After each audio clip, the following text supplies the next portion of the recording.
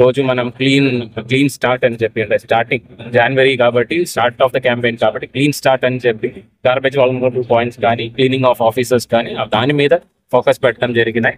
Next February, March, April అలా ఒక్కొక్క నెలకి ఒక్కొక్క థీమ్ ఉంది. ఆ థీమ్ ప్రకారం ప్రతి ఒక్క నెలలో ఉన్న థీమ్ ప్రకారం దానికి ముందు ఒక 20 రోజు, మనకు 3వ సాటర్డే కాబట్టి ఇనీషియల్ గా ప్రిపేర్ చేయడానికి ఒక 15 నుంచి 20 రోజు దొరుకుతాయి.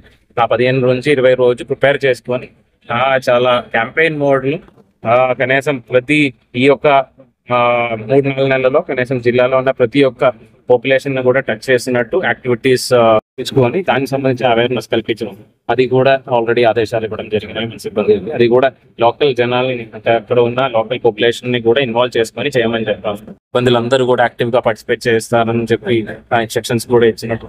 సో అది కాబట్టి ప్రతి ఒక్కరిని కూడా ఇన్వాల్వ్ చేసుకొని జిల్లా స్థాయిలో ఇది ఒక ప్రాపర్ గా సక్సెస్ఫుల్ గా చేస్తామని అనుకుంటున్నాం.